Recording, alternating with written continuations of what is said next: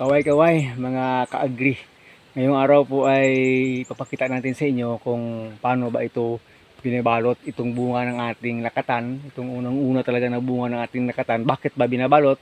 Paano babalutin? Ano yung mga kahalagahan ng pagbabalot ng bunga ng ating saging? Sige, pag-usapan natin. Naunang kahalagahan po kasi ng pagbabalot ng bunga ng ating saging para po ma-maintain yung beauty hanggang sa ito ay magiging mature na pwede na talagang ma-harvest. Yung wala kang makikitang maraming itim dyan, ganun. Yun po, to maintain the beauty, to protect from other insects outside na pwedeng sumira sa ating bunga ng ating saging. Kaya makikita ninyo sa ibang mga field nito, lalo na po Mindanao area, ay mga ano pa yun, mga plastic pa yun na mga tawag doon, colored, na mostly ay treated pa po yun ng mga fungicide para talagang makita talaga na maganda talaga yung bunga ng ng saging. Pero sa atin dito hindi tayo gumagamit ng ganun mga ka-agri. Yun yung kalagahan. Besides yung isa pang kalagahan na nagbabalot po tayo nito, wala nga, para maipakita na talagang carefully na titreat ng maganda yung saging, para po talaga maganda talaga. Paano ba yung ginagawa?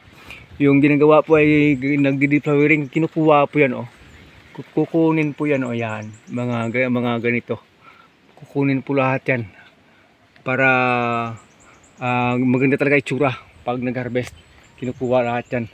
Itong ating saging, pag nabalot na ay kinukuha yung puso, pero ito ay hindi pa pwede talagang kukunin yung puso. Umabot ito ng 7 hands, 1, 2, 3, 4, 5, 6, 7 hands lang po kasi hindi naman ito kalakihan.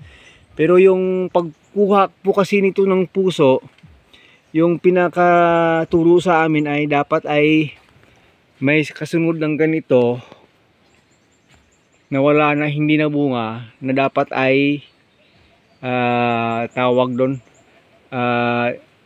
umabot ng 3 or 4 yung ganito na wala talagang bunga. Ito yung kanyang aristor. Ito dapat hindi ito aalisin kasi pang aristor po ito sa fungus.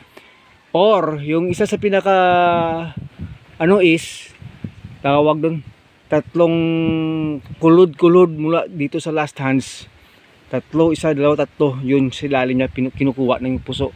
Or yung ibang sabi, mula po dito sa last hand, at least magkaroon man lang po siya ng 6 inches to 8 inches. So pag mula dito, siguro mga 8 inches dito, mga 6 inches dito. Hihintayin pa yun mga ganun kahaba bago po kukunin yung puso ng saging. Iba't ibang explanation po kasi yan pero yun lang naman yung sinusunod natin para po talaga yung nutrients mula sa puno ay hindi na po pupunta sa puso, babalik na lang talaga sa bunga para po mapaganda, mapalaki, mapalusog itong bunga ng saging. Kaya kinukuha yung puso. Saan dadalhin yung puso?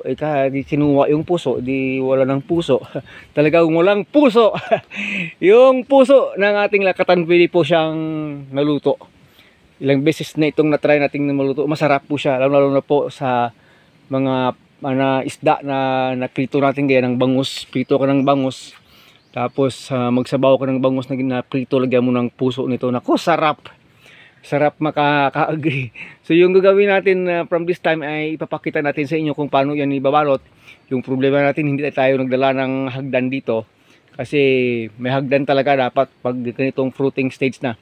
May hagdan talaga dapat kasi magbabalot ka, magtatali ka ng plastic dito sa taas.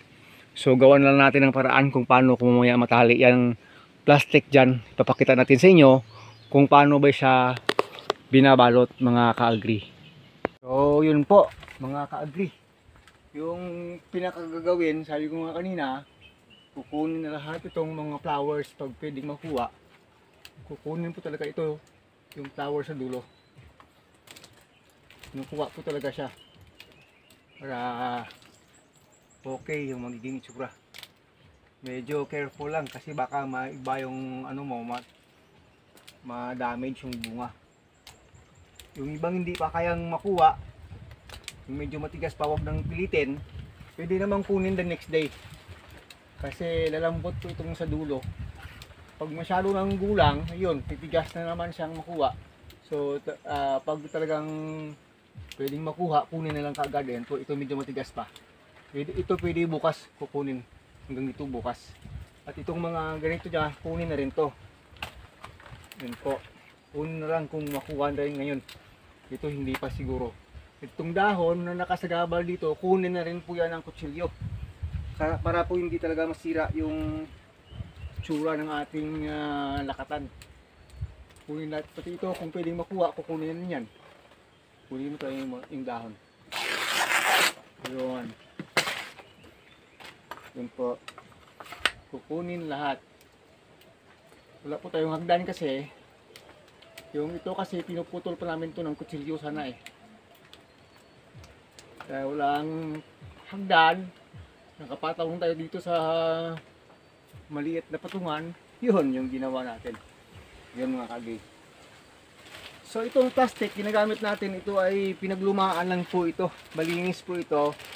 Yung mga ginamit po na sinidlan ng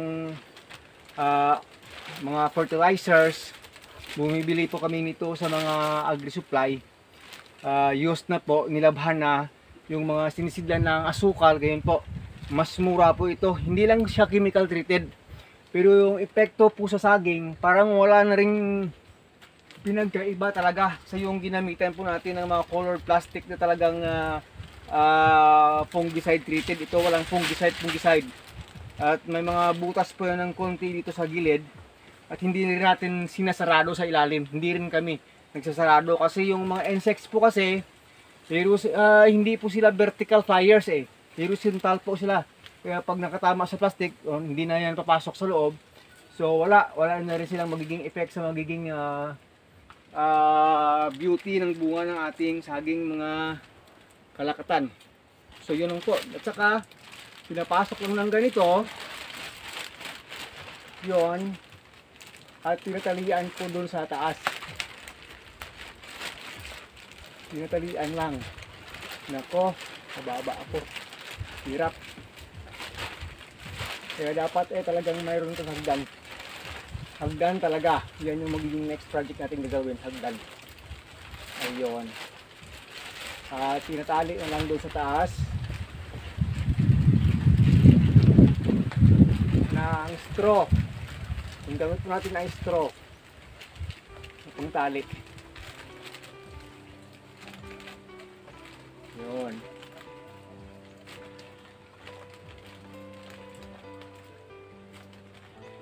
At naglalagay po tayo ng space dito sa taas ng plastic na makakalabas na rin yung hangin.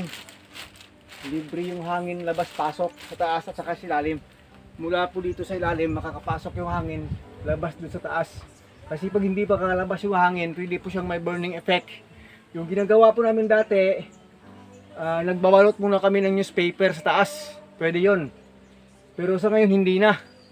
Kasi nakikita namin pag hindi po siya direct hit sa sun, hindi naman po siya magkakasunog. Pero kung talagang direct hit po siya ng sun, maglalagay po kayo ng newspaper sa pinakataas, sa pinakaibabaw. Para hindi po masusunog sa tama ng sunlight. Ito, hihintayin ko pa ito kasi mababa lang naman ito. Hihintayin ko pa ito na ano talaga dito, sa ilalim, yung puso. Mayroon talaga siyang clearance at least a 6 to 8 inches mula po sa last hand na ito para po sigurado tayo hindi po siya papasukin talaga ng fungus. Kung mga 9 hands, 8 hands na ito ay naglalagay talaga tayo ng hand, tawag doon yung sinasabi nilang arrestor, fungus arrestor, para doon na lang pupunta yung fungus, hindi na aakyat sa taas. Pero dahil ngayon po ay summertime, okay lang po. Minsan nga po ay pag masyadong kasagsagan na ng summer, hindi po na kami nagbabalot ng plastic. Hindi na rin kasi pumapangit yung itsura pag wala pong ulan. Pero pag rainy season po, it is a must na magbalot talaga. Pag rainy season, diyan maraming fungus, maraming insects na pumapasok dito sa taniman, dapat talaga balutin talaga yung bunga ng saging. Parang hindi po maintindihan yung bunga ng saging pag rainy season na hindi po binalot. Daming itim-itim, pangit po talaga tingnan. Pero kasi dito sa amin, iba rin, may mga buyers po kami na yun yung gusto nila. Mas matamis daw kasi, mas masarap daw kasi pag maraming itim-itim daw yung bunga. Pero siyempre po sa market, iba kasi yung gusto ng ating mga consumers, talagang pogi, maganda. Para naman kabigabigahani yung itsura pag atin ang dinala ng market. Yun po, pinakita po natin sa inyo paano ba binabaging, kailan ibabaging, anong gagawin dito, lahat-lahat. Comment lang po kayo para mabigyan natin ng solusyon kung ano man magiging problema natin sa pagtatanim natin ng saging. So yun po, malamang hindi na tayo masyadong magtatagal, pinakita lang natin sa inyo. Pero basta may dahon po na talagang nakasagabal dito, kung sanga man yan, kung masyadong malapit, putulin na lang yung sanga. Ano lang, bilangin mo lang yung dahon sa taas. At least mayroon po siyang 8 na malalaking dahon na malulusog. Pag ganun po, kaya niyang magiging maganda talaga yung bunga. Gaya ng sinabi natin kanina, hindi natin nauubos kuha itong flower. Pero kukunin lahat yan, kukunin lahat yan. Yung puso, wag mo nang kukunin kasi alanganin pa.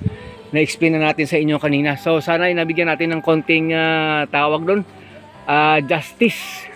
Baka magtatanong kayo ano yung ginagawa natin para mapaganda, ma-maintain yung beauty ng ating paglalakatan, lalo na po may bunga na talaga. Sige, maraming salamat.